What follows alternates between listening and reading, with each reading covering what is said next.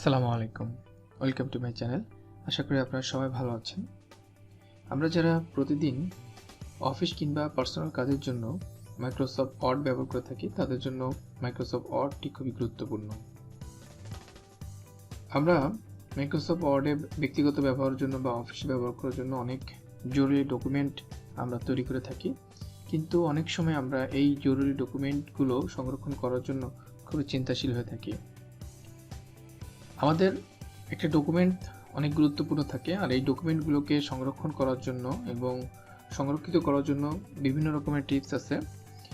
আমরা যারা অফিসে কিংবা ব্যক্তিগতভাবে মাইক্রোসফট ওয়ার্ডে ডকুমেন্ট তৈরি করে থাকি, সেই ফাইলগুলো অনেক জরুরি হয়ে থাকে। অনেক সময় আমরা এই ফাইলগুলির সুরক্ষা নিয়ে চিন্তা করি।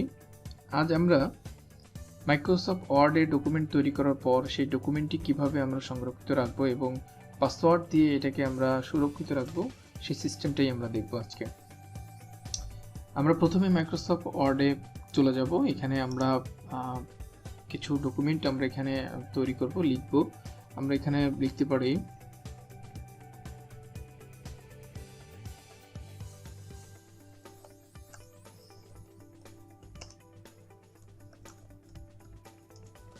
how to protect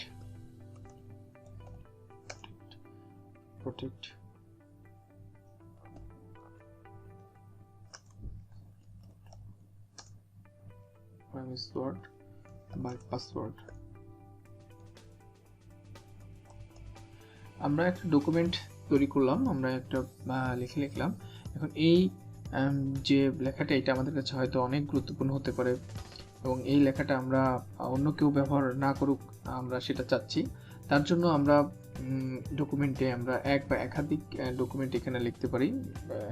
অনেক জরুরি অনেক লাইন থাকতে পারে, আমরা সেটা লিখে আমরা চলে যাব ফাইলে যাওয়ার পর এখানে আমরা আসবো সেভ অ্যাজ। এটা একটা নতুন ডকুমেন্টের ক্ষেত্রে আমরা তৈরি করব। এই ডকুমেন্টটা আমরা কোথায় সেভ করব? আমরা ডকুমেন্টটা আমি সেভ করলাম, আমি দিস পিসিতে আমরা এখানে সেভ করব। দিস পিসিতে যাওয়ার পরে আমি ডেস্কটপে আমার এই ডকুমেন্টটা আমি সেভ করব, তাই আমি ডেস্কটপে আমি সিলেক্ট করে দিলাম। ডেস্কটপ সিলেক্ট করে দেওয়ার পর আমরা আমাদের যে একটা অপশন আসবে, এই অপশনের আমরা ডকুমেন্টটা সেভ না করে আমরা প্রথমে টুলসে আসব। টুলসে আসার পর টুলস থেকে আমরা অ্যারো চিহ্ন ক্লিক করে এখানে আমরা আসবো জেনারেল অপশন। জেনারেল অপশনে আসার পর এখান থেকে আমাদের দেখাবে জেনারেল অপশনে পাসওয়ার্ড টু ওপেন, মানে ওপেন করার জন্য আমাদের পাসওয়ার্ডটা দিতে হবে। এটা খুবই একটা জরুরি বিষয়, কারণ আমরা যারা অফিসে কাজ করি তাদের জন্য এটা খুবই গুরুত্বপূর্ণ। বা আমরা পার্সোনালি অনেক সময় আমার বাসা বাড়িতেও যে অনেক পার্সোনাল ডকুমেন্ট থাকে, যে ডকুমেন্টগুলো আমরা তৈরি করি কিন্তু এগুলো আমরা সবসময় আনসিকিউরিটি ভুগি, তাদের জন্য এই আজকের এই ভিডিওটি। এরপর আমরা এখান থেকে এসে আমরা একটা পাসওয়ার্ড দিয়ে দেব। আমি একটা পাসওয়ার্ড দিচ্ছি, মানে 1 2 3 4। আপনাদের মতন করে পাসওয়ার্ড দিতে পারেন এবং অবশ্যই পাসওয়ার্ডটা মনে রাখবেন এই ডকুমেন্টটি পরবর্তী খোলার জন্য। এরপরে আমরা এখানে এখানে যে অপশন একটা আছে, এটা মডিফাই পাসওয়ার্ড টু মডিফাই, এটা আপনারা দিতেও পারেন, নাও দিতে পারেন, তবে পাসওয়ার্ড টু ওপেন এটা খুবই জরুরি। এরপরে আরেকটা জরুরি বিষয় হলো, সেটা হলো রিড অনলি রিকমেন্ডেড। এই অপশনটা হলো যে আপনার ডকুমেন্টটি কাউকে যদি আপনি সেন্ড করেন বা কাউকে যদি আপনি দিয়ে থাকেন, তাহলে সে এই ডকুমেন্টটি পড়তে পারবে কিন্তু এডিট করতে পারবে না। যদি আমরা রিড অনলি রিকমেন্ডেড দিয়ে রাখি, তাহলে আপনি যাকে এই ডকুমেন্টটি দিবেন সে আপনার ডকুমেন্টটি পড়তে পারবে বাট এডিট করতে পারবে না।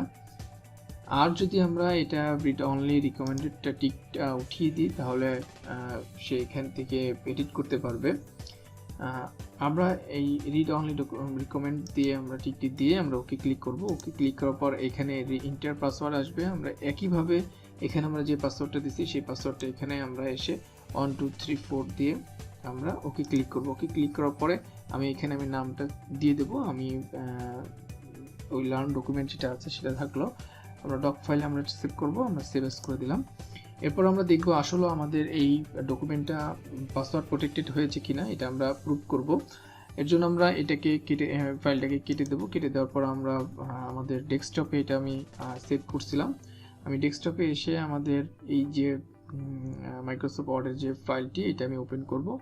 ওপেন যখন করব তখনই কিন্তু আমার এখানে পাসওয়ার্ড প্রোটেক্টেড আসবে এবং এই পাসওয়ার্ড প্রোটেক্টেড খুবই হেভি পাসওয়ার্ড প্রোটেক্ট। এখানে আমরা যতক্ষণ পর্যন্ত আমাদের পাসওয়ার্ডটা না দেবো ততক্ষণ পর্যন্ত আমরা আমাদের ডকুমেন্টে প্রবেশ করতে পারবো না। তাই আমি যে পাসওয়ার্ডটা দিয়েছিলাম সেই পাসওয়ার্ডটি দিয়ে আমরা এখানে ট্রাই করব, দেখি এটার ভিতরে আমরা এন্ট্রি করতে পারি কিনা।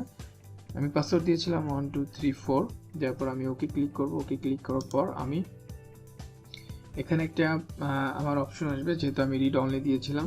The author would like you to open this and read only unless you need to make change open as read only. যদি আমি বা অন্য কেউ যদি এখানে এডিট করতে যাই তাহলে অবশ্যই এটা রিড অনলি যে টিকটা ছিল সেটা উঠিয়ে দিতে হবে। আর যদি এটা না উঠিয়ে দিতে হলে আমরা এটা পড়তে পারবো, বাট এটাকে এডিট করতে পারবো না।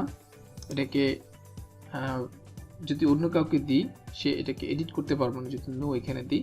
এটা ভেরি কেয়ারফুল, এটা খেয়াল রাখতে হবে। যদি আমাদের এমএস ওয়ার্ড পাসওয়ার্ড প্রোটেক্টেড যে ফাইলটি এটা যদি অন্য কাউকে দিই তাহলে অবশ্যই তাকে রিড অনলি এটা টিক চিহ্ন উঠা দিতে হবে এডিট করার জন্য। আর না হয় এটাকে যদি এডিট করতে না হয় তখন এটাকে আমরা রিড অনলি রিকমেন্ডেড টিক চিহ্ন দিই আমাকে দিতে হবে।